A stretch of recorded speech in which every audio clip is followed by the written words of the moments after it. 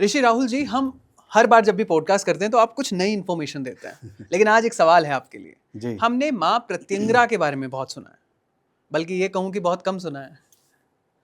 थोड़ा सा बता सकते हैं इन माता के बारे में? देखिए, प्रत्यंगिरा माता के पहले मैं प्रणाम कर लेता हूँ जिनका आपने नाम लिया है, जी। तो उनको प्रणाम करना बड़ा आवश्यक हो जाता है। माँ प्रत्यंगिरा कौन है, इसके बारे में मैं आपको बता देता हूँ। प्रत्यंगिरा, विपरीत प्रत्यंगिरा, दो नाम बन जाते हैं। तो आपने काली कुल के बारे में सुना होगा, माता काली के कुल के बारे में सुना होगा जी। कि वहाँ पे शमशान काली है, कामकला काली है, गुह काली है, भद्र काली है। तो भद्र काली जब भगवान शिव से विमर्श करते करते वो रतातुर हो जाती हैं, अर्थात वो विपरीत करती हैं भगवान शिव के साथ में, तो फिर वो विपरीता हो जाती हैं। विपरीता का मतलब? विपरीता मतलब विपरीत बात करना ओके। भगवान शिव के साथ में। जी। जब माँ काली का विपरीत विमर्श होता है, जी। जो विमर्श चलते हैं उनकी दो बातें होती हैं, वो विपरीत हो जाते हैं। और साधक उपासना जब करने लग जाता है, वही विपरीता साधक के प्रत्येक अंग के अंदर निवास करती है, तो वो प्रत्यंगिरा कहलाती है। ये हालात होते हैं, ये सच्चाई है। जी। मैं क्यों प्रणाम करता हूं? जब मैं उनका नाम लेता हूं तो एक अलग प्रकार का मतलब मैं आपको बता नहीं सकता शब्दों में। जैसे आप ये कहते हैं ना कि किसी को कोई प्रेम करता होगा, तो प्रेम शब्द में बता सकता है।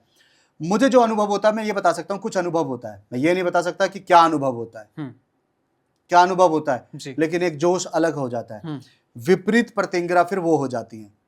तो प्रत्यंगिरा जो देवी हैं, साधक के प्रत्येक अंग में निवास करती हैं, और जो साधक या जो व्यक्ति जब उनकी पूजा करता है, तो वो उनके ऊपर किए हुए किसी भी प्रकार के नकारात्मक प्रभाव को तत्काल प्रभाव से काटने की जो ताकत होती है, वो प्रत्यंगिरा देवी के अंदर होती है, सबसे भयावह स्थिति वाली। और यहां तक कि जब आप प्रत्यंगिरा माता के पाठ का या मूल मंत्र का आप जाप करते हैं, तो अगर किसी ने आपके ऊपर सच में कुछ गलत किया हुआ है जी। तो वहां तक तो उसको महसूस भी हो जाता है कि कुछ गलत होने वाला है। इसलिए जब भी लोग पाठ करते हैं तो प्रत्यंगिरा देवी का पाठ तो करते हैं, लेकिन विपरीत प्रत्यंगिरा का नहीं करते हैं। आपको पाठ दोनों को करना चाहिए। तो प्रत्यंगिरा की जो परिभाषा है वो यही है, प्रत्येक अंग में निवास कर जाती है माता, आपका कवच हो जाता है पूरी तरह से वो, और आप इतने ज्यादा दृढ़ हो जाते हैं अपने कार्यों के लिए कि आपके कार्य होने लग जाते हैं। ठीक है। क्या सिर्फ साधक ही पूजा करते हैं प्रत्यंगिरा माँ की? नहीं, ऐसा है कि प्रत्यंगिरा माता की पूजा कोई भी कर सकता है, लेकिन पहले उससे आपको दुर्गा सप्तशती का अनुभव होना चाहिए। दुर्गा सप्तशती का आप जब पाठ करते हैं, कवच अर्गला कीलक करते हैं, तो उसके पश्चात में आप इसको कर सकते हैं, क्योंकि प्रत्यंगिरा देवी थोड़ी सी आपसे नियम वहां पे करवाने पड़ जाते हैं। प्रत्यंगिरा देवी की पूजा करने के लिए आपको नियम करवाने आवश्यक हो जाते हैं। जब आप प्रत्यंगिरा देवी के नियमों को पालन करते हुए आप पूजा करते हैं, तो आपका काम बनता ही बनता है। मैंने ये सुना है रात को पूजा करते हैं प्रत्यंगिरा माँ की? नहीं, किसी भी देवी की पूजा अगर आपको बहुत ज्यादा फलीभूत होनी है तो वो रात्रि में ही होनी है। आपने नवरात्रि सुना है, 9 दिन तो नहीं सुना? 9 दिन नहीं सुना, बिल्कुल, लेकिन पूजा हम दिन में करते हैं। पूजा दिन में करते हैं। तो जो आपको विशेष पूजा करनी होती है वो मध्य रात्रि की ही पूजा होती है। मध्य रात्रि की पूजा ही आपको करने से ज्यादा फल प्राप्त होता है जी। लेकिन भक्ति करते हैं तो आप किसी भी समय करें। मैं बार बार फिर से बोल रहा हूं, अगर आप आसन, यम आसन, नियम आसन, ये सब काम करते हैं तो आपको नियम की आवश्यकता पड़ती है। ब्रह्मा जी ने प्रथम अध्याय के में स्तुति गान में यही बात बोली है, अकार मकार उकार जो प्रणव होता है उसको स्थिति और शक्ति और नियंत्रित करने वाला भी कौन है? हे मां शक्ति, आप हो। तुम ही वसटकार, वसटकार किसे कहते हैं? जो किसी भी चीज को पूर्णतः स्थापित कर देता है, वही आप हो। तुम स्वाहा, तुम सुधा, भविष्य देवताओं को जो भविष्य प्रदान होता है, जो प्राप्त कराया जाता है, वो स्वाहा हो जाता है। आत्मसमर्पण, आत्म त्याग जो होता है। तुम स्वधा, स्वधा मतलब जो पितरों को भी, जो आपके पूर्व पितरों को भी जो शक्ति का प्रदान कराते हो, वो भी माँ दुर्गा आप हो। सर्वम खल विदम मतलब पूर्ण सृष्टि जो कुछ भी है सब कुछ आप ही हो। तो महाशक्ति से बड़ा कोई भी नहीं है। आप इसका जीता जागता प्रमाण ये देखिए कि माता काली का रूप धारण कर लिया था तो भगवान शिव उनके सामने लेट गए थे। बिल्कुल। तो आपको सावन में महादेव की पूजा तो करनी है, लेकिन आप माँ दुर्गा की पूजा मत छोड़िए। बिल्कुल। मुझसे पूछिए मैं छोड़ता हूं? बिल्कुल नहीं छोड़ता। आपने हमारे माध्यम से रुद्राभिषेक करा लिया, लेकिन जो मेरा नियम है माँ की पूजा करने का वो तो मैं नहीं छोड़ता हूँ। बिल्कुल। भगवान श्री भैरवनाथ की पूजा करने का नियम मैं नहीं छोड़ता हूँ। आप भी मत छोड़िए।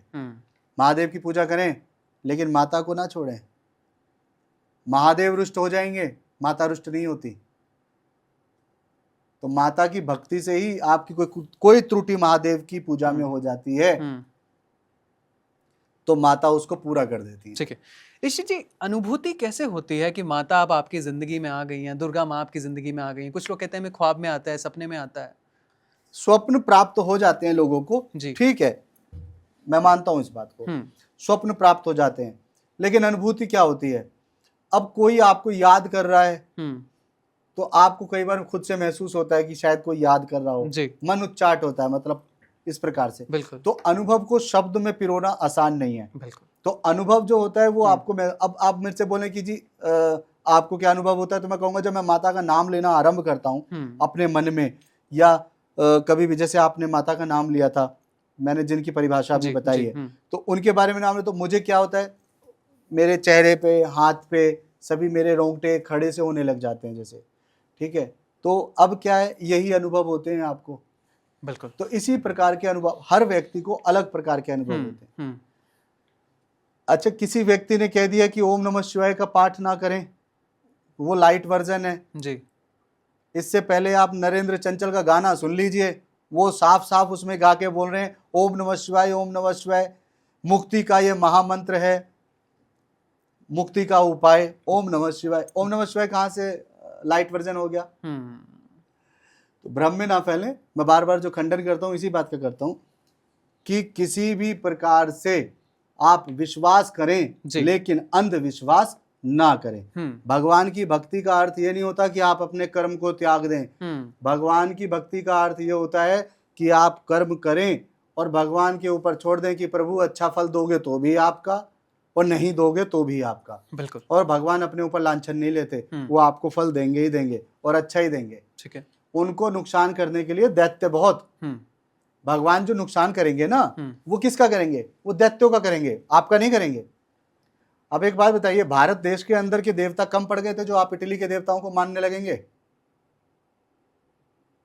बहुत सही बात कही। भारत देश में आपको कमी पड़ रही है? नहीं। साक्षात काली, स्वामी रामकृष्ण परमहंस जी जिनकी पूजा करते हैं जी, काली से बढ़ के भी कोई हो सकता है? नहीं हो सकता ना। महादेव से बड़ा कोई हो सकता है? भगवान श्री राम के अवतार के बारे में अगर आप बात करें तो उनसे बड़ा कौन हो जाएगा? एक साधारण मनुष्य होने के बावजूद जिन्होंने रावण को मार दिया, जो रावण महादेव को अपने साथ लेके घूमता था, जिस रावण के पास में चंद्रहास खड़ग थी, कुछ भी हो सकता है। अच्छा बताइए, लोग कहते हैं कि कलयुग में हनुमान जी हैं, हम भी मानते हैं, ठीक है, तो हनुमान जी से बड़ा कौन होगा? कनक भूधराकार समीरा, समर भयंकर अति बलबीरा, सुंदरकांड में आता है ना, क्यों इतना बड़ा शरीर हो जाता है कि माता सीता भी चकित हो जाती हैं जी। तो हनुमान जी से बड़ा कौन होगा? जिनको ब्रह्मा जी का जो ब्रह्मास्त्र होता है वो भी असर नहीं करता। बिल्कुल। तो आप फालतू की बातों पे ध्यान ना दें, सभी दर्शकों से अनुरोध रहेगा जी। लेकिन आप माता की भक्ति भी ना छोड़ें। बिल्कुल। महादेव भी प्रसन्न होते हैं माता की भक्ति से। बिल्कुल। कुछ कहना चाहेंगे अपने दर्शकों को आखिरी में? बार बार मैं यही बता रहा हूँ कि सावन का माह चल रहा है, इसकी शुभकामनाएं आप सभी के साथ हमेशा मेरी रहें। लेकिन भगवान शिव की पूजा करते समय माँ पार्वती को भी माँ दुर्गा, माँ काली के नाम से जरूर आप पूजें, आपका काम जरूर होगा। माता सीता का उपहास करने के बाद भगवान श्री राम मना नहीं कर सकते, पुराणों में भी व्याप्त है कि माता का उपहास करने के पश्चात तो भगवान श्री राम ने जयंत को मारने के लिए एक तिल्ली का तीर बना के फेंक दिया था कौवे के रूप में, जो जयंत आया था, इंद्र का पुत्र। तो इसी प्रकार से शक्ति का अपमान नहीं कर सकते आप। सावन है, महादेव की पूजा करें, लेकिन मां शक्ति की पूजा अवश्य करें। पंडित ऋषि राहुल जी, बहुत बहुत धन्यवाद पॉडकास्ट पे आने के लिए। बहुत बहुत धन्यवाद। और बिल्कुल, अगर ऑडियंस में से कोई आपसे जुड़ना चाहता है, कनेक्ट करना चाहता है, किस तरीके से आपसे जुड़ा? हाँ, वो डिस्क्रिप्शन में नंबर आप लोग डाल देते हैं। बिल्कुल। और व्हाट्सएप के माध्यम से जल्दी मैं जुड़ सकता हूँ। तो आप मेरे से कोई भी महत्वपूर्ण सूचना लेनी है या फिर किसी प्रकार की सलाह लेनी है या जुड़ना चाहते हैं, आप जरूर जुड़ें। लेकिन साधक बनने के लिए पहले आप भक्त बने, बाद में आप साधक अपने आप स्वयं बन जाएंगे। बिल्कुल।